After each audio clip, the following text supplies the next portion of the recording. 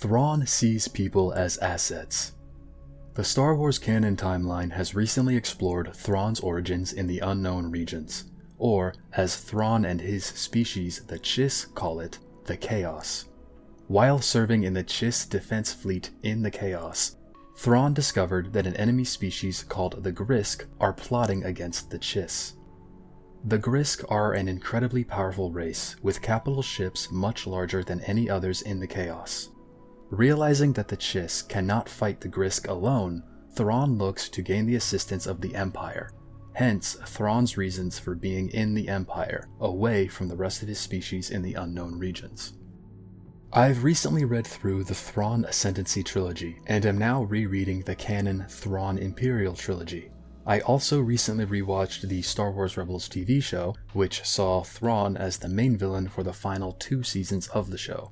What initially piqued my interest in Thrawn was his supposed change in character between the books and his portrayal in the TV show. In the show, he is an outright villain, but in the books, he is painted as a bit of a hero. The general consensus I've seen in the fandom is that yes, Thrawn's different portrayals have been rather contradictory to each other, hence again why I'm going through all of the canon Thrawn content once more. The objective has been to rationalize the 2 different portrayals and see if I can pinpoint where his change in character began, and maybe in the process prove that Thrawn's character development has been a bit more nuanced than we think.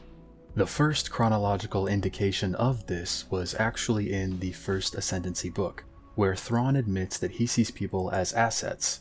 He prioritizes saving lives, but only because he sees the potential in those people to be of service. Thrawn constantly says throughout the Ascendancy Trilogy that his mandate is to protect the Chiss Ascendancy, no matter what. He believes that in his role as a warrior, he must put the Chiss Ascendancy over himself and everything else. This mindset runs parallel to his belief that people are assets. He sees people as a resource that can help him accomplish his goals. While serving the Chiss defense fleet, Thrawn's goal is the protection and survival of the Chiss Ascendancy. This is further exemplified in the final book of the Ascendancy Trilogy. During the conflict with the Grisk, Thrawn had access to several secret technologies stored by the Chiss. One such technology was a superweapon called Starflash. Starflash sort of worked similarly to Starkiller Base, in that it harnessed the power of whichever system's sun it was in, and then it used that power to dispense a wave of energy to destroy anything and everything around it. The catch for this superweapon was that whoever was aboard it died. The Starflash was a single-use tool of destruction that obliterated anything near it, and any planet in that system suffered as a result. Thrawn never utilized the weapon, but he admits to one of his fellow Chiss officers that if it were necessary, he would have used Starflash for the good of the Ascendancy. So, with all of that in mind, we then turn to the first book in the Thrawn Imperial Trilogy. The title of this book is simply called Thrawn. In this book, Thrawn successfully enlists in the Empire and makes his way eventually to the rank of Grand Admiral by the end. However, throughout the course of his Imperial career, Thrawn had also been hunting a rebel insurgent by the name of Nightswan. The reason for this is because early on in Thrawn's Imperial service, back when he was just a lieutenant, he had encountered someone by the name of Neville Signy. This individual was eventually revealed to be a rebel, but not until after he had outsmarted Thrawn. During their encounter, Neville, who was actually Nightswan, had been able to make off with several cylinders of Tibanna gas. He had found a way to steal that gas without Thrawn knowing how. This moment here is what sets Thrawn's sights on Nightswan for the majority of his Imperial career. According to Eli Vanto and Colonel Yularen, 2 people who knew Thrawn very well and spent much time with him, Thrawn seemed to be obsessed with hunting down Nightswan after this, with both of them theorizing that Thrawn felt extremely slighted at being outsmarted by him. Over time, Thrawn fell deeper and deeper into the machinations of the Empire. He became more and more involved in the complexities of Imperial politics and Imperial justice. And what I mean by that is that as the book goes on, Thrawn is tasked with missions that push the boundaries of morality. Each time Thrawn takes on these missions, he of course finds a way to accomplish his objective, with as little casualties as possible. However, each mission gets more and more complicated, and you can see the small little differences in his behavior as time goes on.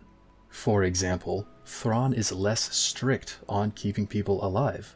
He used to try to always keep casualties to as little as possible, but by the events of the end of not just the first book, but the entire Imperial Trilogy, he instead just tries to keep them to an acceptable minimum. Rather than stick to his own morals, he eventually falls in line with the idea of imperial justice rather than Chiss justice. Couple that with his obsession with Night Swan. Throughout his career, he always kept Night Swan in the back of his mind, so much so that it seemed that Thrawn was forgetting why he was in the Empire in the first place. That being that he was looking for allies to join the Chiss Ascendancy in fighting against the Grisk. Eventually, Thrawn did come face to face with Night Swan again, where he revealed to Night Swan his true reasoning for joining the Empire, but also his jaded perspective of people.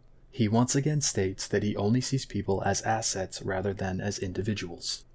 Ironically, Thrawn's appreciation of art highlights this as well. Thrawn uses art as a means of understanding his enemy.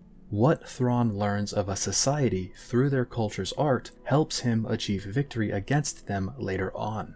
While he enjoys art and the individualism of it, he ultimately sees it as a means of dominating an enemy. Now we take a look at Thrawn's actions in the Rebels TV show, and some of them start to make a little bit more sense. Thrawn never resorts to extreme violence until the very end of the show, but you can see hints of it as early as the beginning of Season 3. In Season 3, he sends a warehouse worker to his death, he expresses anger at his fellow Imperial officer for constantly dismissing art and even puts his hands on him, he attempts to murder the Bendu, and at the end of Season 4, he orders a bombardment on the people of Lothal, which is arguably his worst sin as an Imperial. All that talk of valuing lives is contradicted here, but all that talk of seeing people as assets is not. The two moments when Thrawn attempted to kill innocent people were first when he sent the warehouse worker to his death, and second when he bombed the city on Lothal. Both were times when he used these people as leverage against a stubborn opposing force. Both times that he did this, he was trying to send a message to his enemies. That, of course, doesn't excuse his actions at all, though. Based on what I've read in the books, Thrawn would not have resorted to these actions during his time with the Chiss Ascendancy. There, he was surrounded by friends, and as well by restraint. In the Empire, he was not. His time with the Empire enabled his tactical prowess, so much so that it encouraged his immoral behavior.